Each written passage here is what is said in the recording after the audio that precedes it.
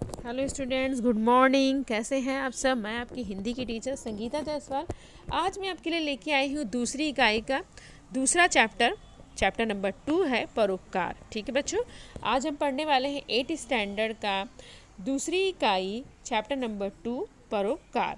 ठीक है बच्चों, चलिए ये वीडियो शुरू करने से पहले मैं आपको बताना चाहती हूँ इस वीडियो में आपको क्या क्या चीज़ें प्रोवाइड की जाएंगी। तो सबसे पहले हम जो लेखक हैं उनके बारे में जानेंगे, उसके बाद चैप्टर रीड किए जाएंगे, जो कठिन शब्द आएंगे वो सारी चीज़ें आपको बताई जाएंगी, और उसके बाद चैप्टर के पीछे जो एक्सरसाइज दी गई है, स्वाध्याय दिया गया है, वो सारी चीज़ें कंप्लीट कराई जाएंगी। चाहे वो सौमत हो या चाहे कुछ भी हो, संजाल हो या कृतियाँ हो, वो सारी चीज़ें कंप्लीट कराई जाएंगी। तो लास्ट तक बने रहिएगा इस वीडियो में, कहीं जाने की ज़रूरत नहीं है, सारे डाउट्स आपको क्लियर किए जाएंगे इस वीडियो में। चलो बच्चों, आज हम स्टार्ट करते हैं परोपकार चैप्टर। ओके, कॉपी और पेन निकाल लीजिए। कठिन शब्द बीच में जो बताती रहूँगी और पैराग्राफ से रिलेटेड जो क्वेश्चन बनेंगे वो सारी चीज़ें भी आपको बताई जाएंगी। ठीक है बच्चों, चलिए स्टार्ट करते हैं। आज का हमारा टॉपिक है परोपकार। ठीक है बच्चों, आज हम क्या पढ़ने वाले हैं? परोपकार। पहले इनका परिचय जान लेते हैं बच्चों। श्री कृष्ण जी अपनी कहानियों में एवं लघु कथाओं के लिए प्रसिद्ध हैं। जो श्री कृष्ण जी हैं वो अपनी कहानियों के लिए और लघु कथाओं के लिए प्रसिद्ध हैं। इनकी कहानियों एवं अन्य रचनाओं में विभिन्न पत्र पत्रिकाओं में सतह छपती रहती हैं। आपकी रचनाओं में जीवन मूल्यों की प्रधानता पाई जाती है। ठीक है बच्चों, ये था लेखक का परिचय। चलिए हम गद्य संबंधी जान लेते हैं। यहाँ दी गई लघु कथा में लेखक श्री कृष्ण जी का कहना है कि व्यक्ति को प्रेम एवं आदर शारीरिक सुंदरता के कारण नहीं बल्कि उसकी सद्गुणों के कारण प्राप्त होता है। सही बात है बच्चों, जो आदमी की सुंदरता होती है वो मन की सुंदरता होनी चाहिए। ठीक है, उसके सद्गुणों की सुंदरता होनी चाहिए, ना कि शरीर की। चलिए देखते हैं, चैप्टर स्टार्ट करते हैं। बहुत पहले की बात है, एक गांव फूलों की क्यारियों चारों तरफ सुगंध फैला रहे थे। तो बहुत समय पहले की बात है बच्चों, एक गांव था जहाँ पर फूलों की क्या थी बच्चों? क्यारियाँ थी, चारों तरफ सुगंध फैल रही थी। उसकी वजह से फूलों में मधु इकट्ठा करने के लिए मधुमक्खी फूलों पर मंडरा रही थी। और फूलों से जो मधु होता है बच्चों, शहद होता है, उसे इकट्ठा करने के लिए जो मधुमक्खियाँ क्या कर रही थी? फूलों पर क्या कर रही थी बच्चों? मंडरा रही थी। ठीक है, एक मधुमक्खी गुलाब के फूल पर बैठी उसका रस चूस रही थी। एक मधुमक्खी थी बच्चों, वो क्या कर रही थी?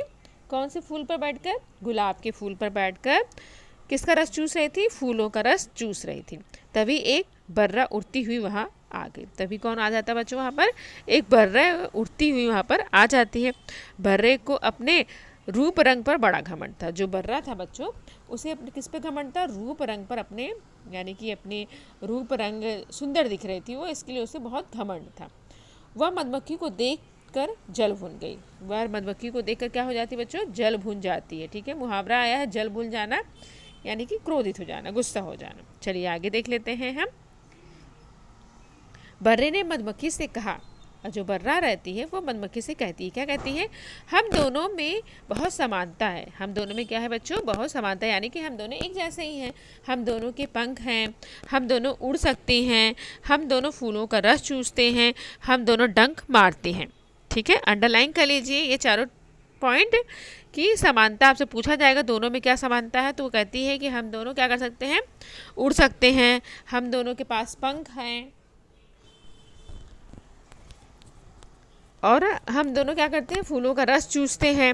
हम दोनों क्या करते हैं? डंक मारते हैं। तो ये चारों क्या है? समानता है। पॉइंट लिख लीजिए, पैराग्राफ से रिलेटेड क्वेश्चन पूछे जाएंगे आपसे। ठीक है, फिर क्या कारण है कि मनुष्य तुमको पालते हैं और मुझे दूर भगाते हैं? यहाँ पे बर्रा कहता है कि क्या कारण है कि मनुष्य लोग, यानी कि लोग जो होते हैं, तुम्हें पालते हैं, यानी कि मधुमक्खियों को पाला जाता है ना बच्चों, और मुझे क्या करते हैं? दूर भगा देते। किसको दूर भगाते हैं? बर्रे को हम दूर भगा देते हैं। ठीक है, वैसे मैं तुमसे अधिक सुंदर हूँ। अब बर्रा यहाँ क्या कहता है?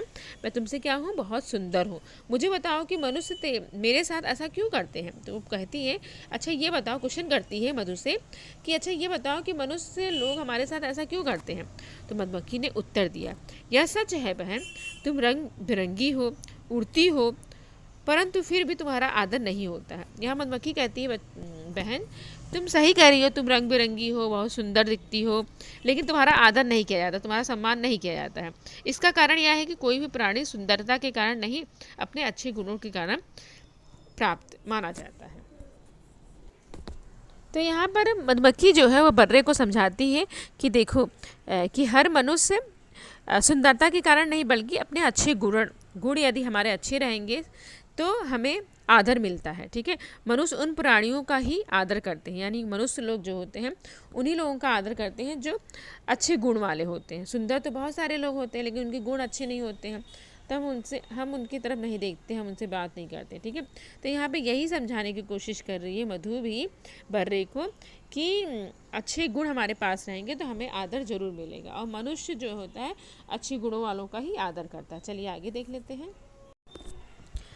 जो परोपकारी होते हैं दूसरों को दुख नहीं पहुंचाते हैं। अब यहाँ पे मधुमक्खी कह रही है जो परोपकारी लोग होते हैं ना वो दूसरों को कभी दुख नहीं पहुंचाते। तुम सुंदर हो परंतु मनुष्य केवल कष्ट देती हो। तुम सुंदर तो हो लेकिन मनुष्य को क्या देती हो, हमेशा तुम क्या देती हो, कष्ट देती हो। तुम उन्हें डंक मारती हो। ठीक है, अंडरलाइन कर लीजिए इस लाइन को।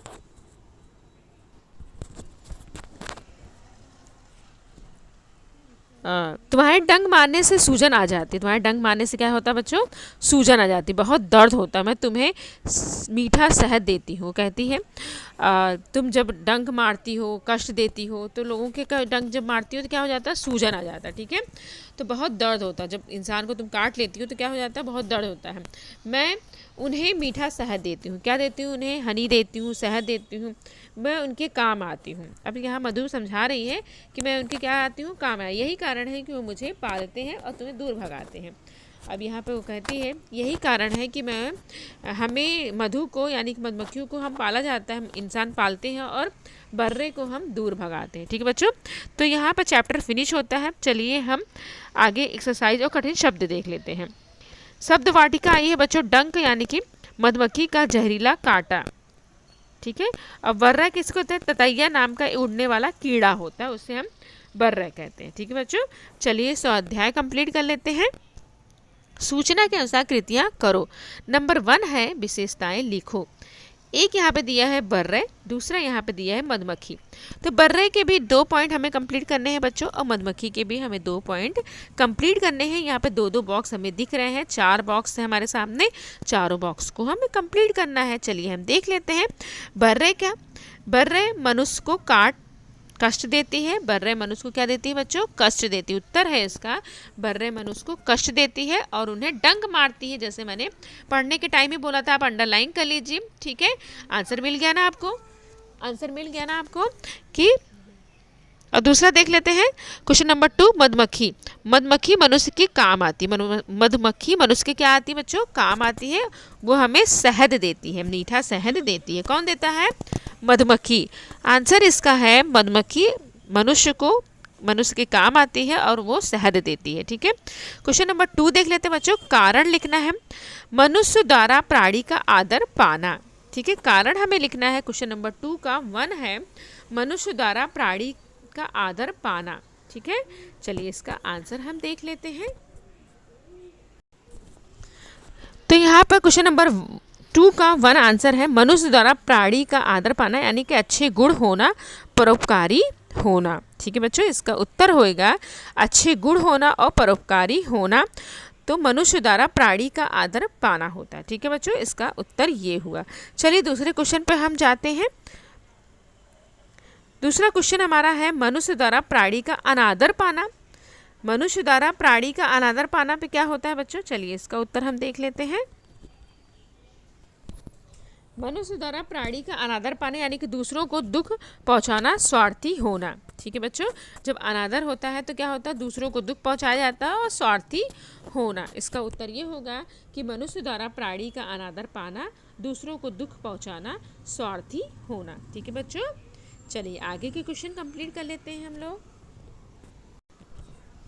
क्वेश्चन नंबर 3 आपके सामने है बच्चों, एक वाक्य में उत्तर लिखो। क्वेश्चन नंबर 1 है अपने रूप रंग पर किसे घमंड था। क्वेश्चन नंबर 2 है लोग मधुमक्खियों को पालते हैं। 2 क्वेश्चन आपके सामने हैं, अपने रूप रंग पर किसे घमंड था, याद आया आपको? और लोग मधुमक्खी को क्यों पालते हैं, ये भी आंसर आपको क्लियर हो गया होगा। चलिए, नहीं क्लियर हुआ कोई बात नहीं, मैं आपको बता देती हूँ। अपने रूप रंग कर बर्रे को बड़ा घमंड था। अपने रूप रंग पर किसको घमंड था बच्चों? बर्रे को बहुत घमंड था। हमने जब रीड कर रहे थे हम चैप्टर तो हमने बताया था आपको, तो उत्तर मिल गया आपको ना इसका। चलिए दूसरा क्वेश्चन हम देख लेते हैं। क्वेश्चन नंबर दूसरा देख लेते हैं। मधुमक्खी लोगों को मीठा शहद देती है। मधुमक्खी दूसरों को क्या देती है? मीठा शहद देती है। ठीक है, हम मनुष्यों को क्या देती है बच्चों? मीठा शहद देती है, इसलिए हम उसे पालते हैं। ठीक है, चलिए आगे देख लेते हैं। इस लघु कथा से प्राप्त होने वाली सीख लिखो। ठीक है, इस लघु कथा जो हमने पढ़ी बच्चों, उसके बारे में हमें सीख लिखनी है कि हमें क्या सीख मिली है इसमें। ठीक है, चलिए हम बता देते हैं आपको, और अपने हिसाब से आप अपनी सीख लिख सकते हैं जितना आपको समझ में आएगा। चलिए मैं आपकी हेल्प कर देती हूँ कुछ पॉइंट बताकर सीख के। तो यहाँ पर समाज किसी भी व्यक्ति की शारीरिक सुंदरता से प्रभावित होकर उसे सम्मान और प्यार नहीं देता है। व्यक्ति को प्यार और आदर का हकदार बनाता है उसका व्यवहार। परोपकारी तथा अच्छे गुण वालों को सब पसंद करते हैं, वहीं दूसरों को सुंदर पर स्वार्थी व्यक्ति को कोई पसंद नहीं करता है। मधुमक्खी और बर्रे का उदाहरण देकर इस पाठ में यह सीख लेखक श्री कृष्ण जी ने बहुत सरलतापूर्वक दी है। तो आशा है मुझे ये वीडियो आपको पसंद आया होगा और आपके सारे डाउट्स क्लियर हुए होंगे बच्चों। लास्ट तक बने रहने के लिए thank you so much. Bye bye बच्चों।